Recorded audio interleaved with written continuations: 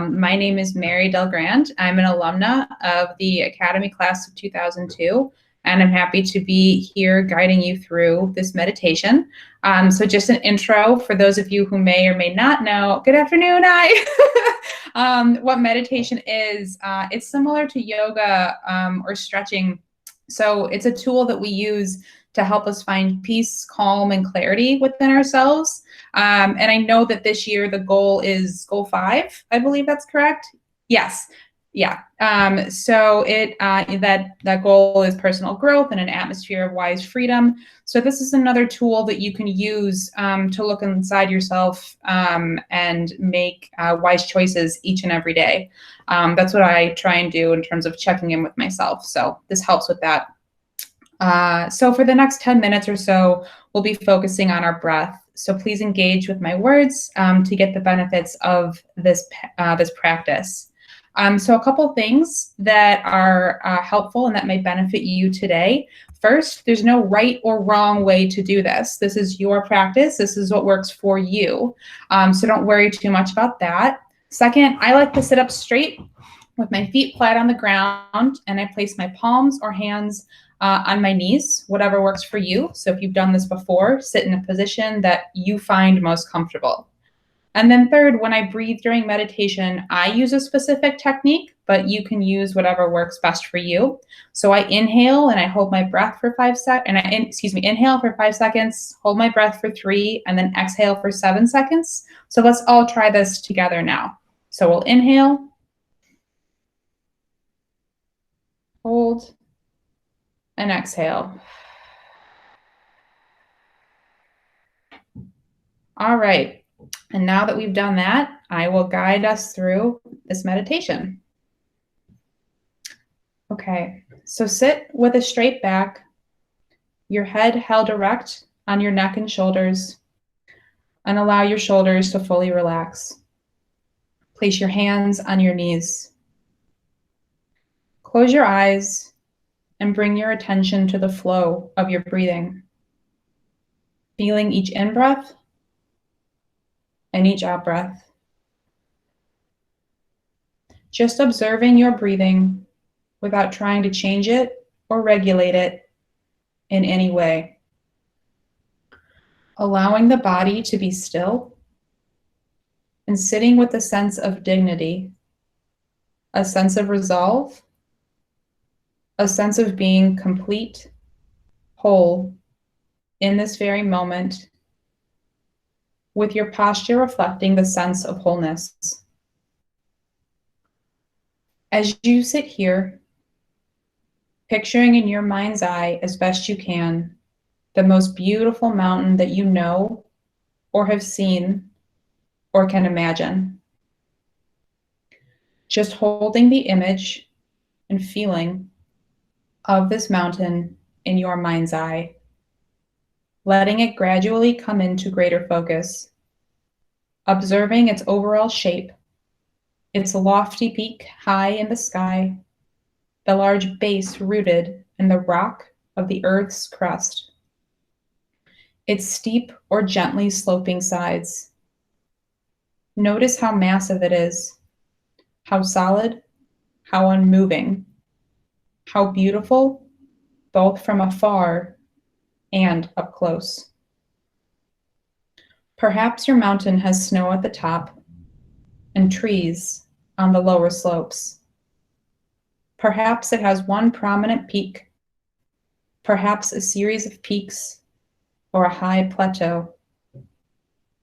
Whatever its shape or appearance, just sitting and breathing with the image of this mountain. Observing it, noticing its qualities, and when you feel ready, seeing if you can bring the mountain into your own body so that the body sitting here and the mountain in your mind's eye become one. So that as you sit here, you share in the massiveness and the stillness and the majesty of the mountain. You become the mountain rooted in the sitting posture. Your head becomes the lofty peak, supported by the rest of the body. Your shoulders and arms, the sides of the mountain.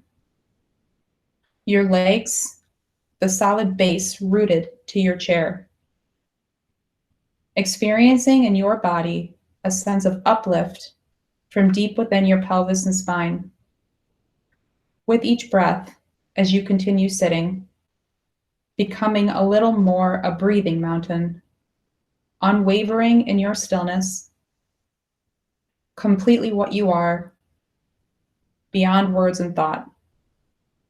A centered, rooted, unmoving presence.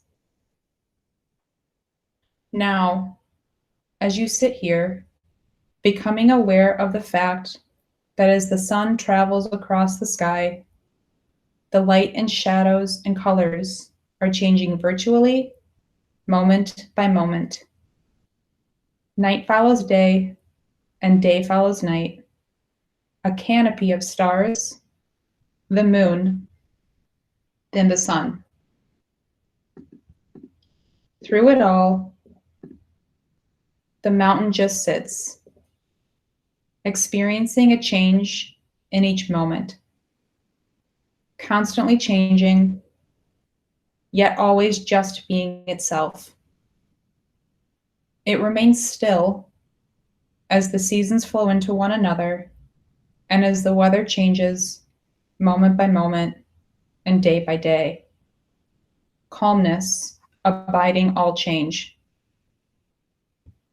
In summer, there's no snow on the mountain, except perhaps for the very peaks. In fall, the mountain may wear a coat of brilliant fire colors. In winter, a blanket of snow and ice.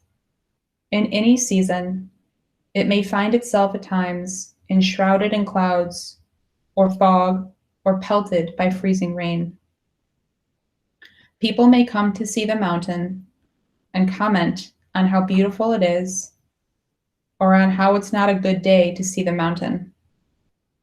None of this matters to the mountain, which remains at all times its essential self. Clouds may come, and clouds may go.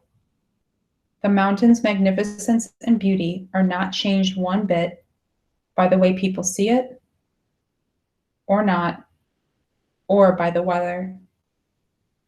Seen or unseen, in sun or clouds, broiling or frigid, day or night, it just sits, being itself.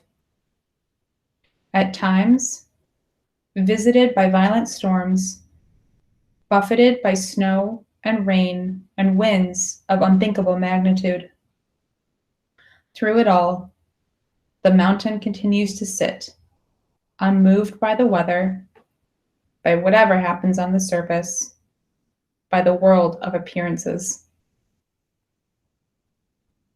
And in the same way, as we sit in meditation, we can learn to experience the mountain. We can embody the same unwavering stillness and rootedness in the face of everything that changes in our own lives, over seconds, over hours, over years.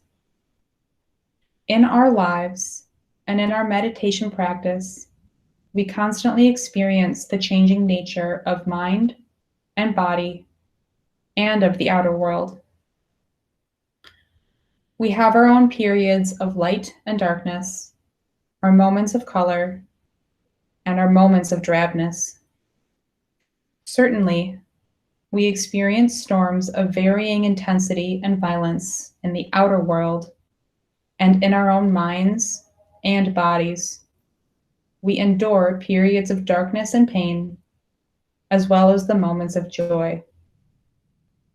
Even our appearance changes constantly, experiencing a weather of its own. By becoming the mountain in our meditation practice, we can link up with its strength and stability and adopt it for our own.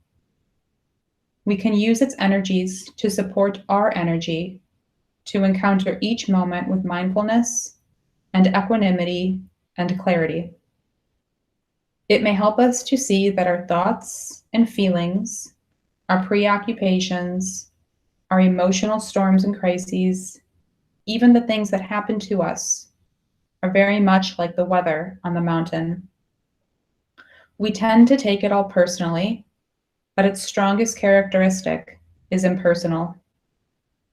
The weather of our own lives is not to be ignored or denied. It is to be encountered, honored, felt, known for what it is, and held in awareness. And in holding it in this way, we come to know a deeper silence and stillness and wisdom. Mountains have this to teach us and much more if we come to listen.